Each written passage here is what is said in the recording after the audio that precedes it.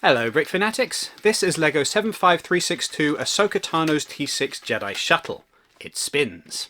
There's something to be said for doing what you're designed to do, doing it well, and not worrying about additional bells or whistles. This is a no-frills ship to a certain degree.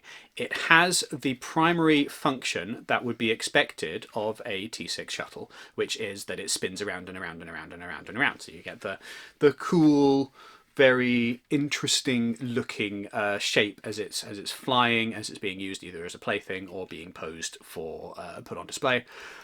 But it doesn't do anything else. Like, there are no additional hidden secrets, there are no compartments to be opened, there's no additional play features. It's got stud shooters, as are fairly standard for this type of set, but beyond that it is exactly what it looks like and no more. And that's not necessarily a bad thing, because it's focused on doing that one thing that it's designed for and doing it as well as possible. The spinning is fluid and comfortable, although you do need to watch your fingers because it's very easy to hold it in the wrong way and end up bashing yourself, or forget about the landing gear, which it has, which is nice, and inadvertently bumping into that. But aside from that, this ship is really just about that spinning mechanic, and it does that well, and you can't really ask for any more than that. I mean, it would perhaps be nice if it were a little bit larger, and this is a common theme among all of the Ahsoka sets, that they're all fairly small and compact, and there's not necessarily enough room for all of the minifigures to actually fit into the ship. The cockpit is designed for a single minifigure, and no more, and because of that you can't have Ahsoka sat next to Huyang the droid. It's not ideal for trying to squeeze in more minifigures because there really isn't room, and it would be difficult to expand it to be able to put additional minifigures in because the cockpit is designed at that very specific scale. That said, that's fine because it does what it's meant to do. It's intended to recreate Ahsoka's shuttle in the easiest and the simplest way possible, and that's exactly what it does. Beyond the ship itself, the main draw for this set is the minifigures, and these are all actually really nice minifigures. So first and most importantly, we've got good old Ahsoka Tano herself, here with a slightly rubbery headpiece, and then arm and leg printing, which is very nice, and of course two clear lightsabers. These are very, very nice. They've been in desire for quite a while. Ahsoka has a second face on the back of her head, so she can either be kind of happy or angry, as is, I mean, these are the fairly standard emotions that minifigures show off when they're, particularly from an action range or a television show or a film where the character is going to be doing a lot of fighting. So she's got her fighting face and she's got her interesting exposition face. Accompanying Ahsoka is Huyang, good old David Tennant. Lovely, lovely moulded face here. Very unique piece, which is probably not going to show up for a lot of other things.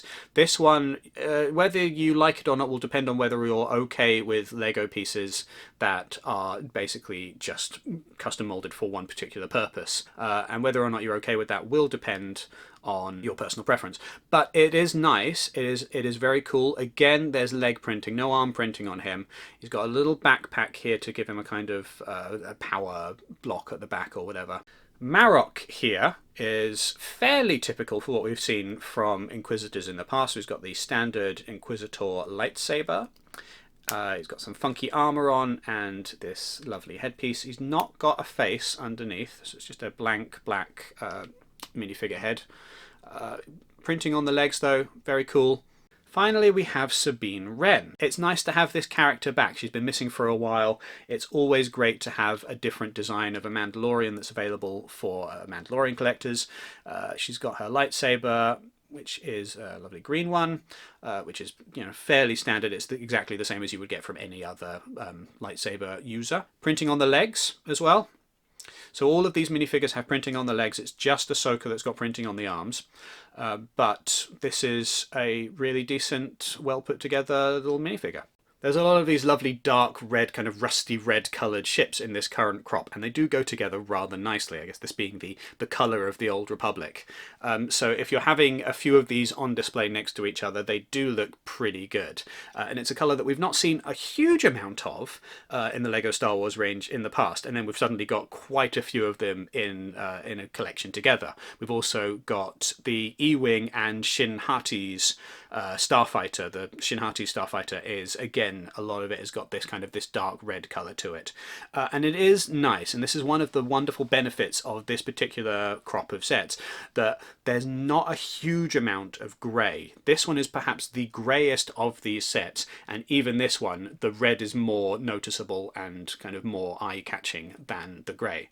And that's lovely because, you know, Star Wars can be a bit grey, and for once we've got a bunch of sets that have got a little more colour to them. If you're a collector of all Star Wars sets and you like to organise them and you would like to have like a rainbow of Star Wars sets, first off, you might be trying to make the wrong range into a rainbow of colours, but red, you're sorted for red in the near future. Whether you love this set or not will depend on personal preference. If you are considering it, it is nice. It is a nice set, and if you can get it, particularly on a large discount, it's going to be well worth having because there's quite a large wingspan and it feels like a satisfying build to put together because of that. The main reason I think a lot of people are going to go for this will be for the new Ahsoka minifigure and for the Sabine Wren minifigure as well. If those aren't your personal preference, then you can let this one pass you by. Like it's one of those sets where either you're going to enjoy it and you think it's fun, or you're not that fussed and you probably already know whether or not this one really appeals to you. All you need to take from this review is that what you see on the box is exactly what you get, and this delivers exactly what it promises, and who can ask for more than that? Anyway, thank you very much for watching. Now, you know the YouTube things. Leave a comment, give this video a like, subscribe, hit the notification bell, do all of that stuff, of course. Make sure, though, if you are going to purchase some LEGO Star Wars stuff, you use our affiliate link.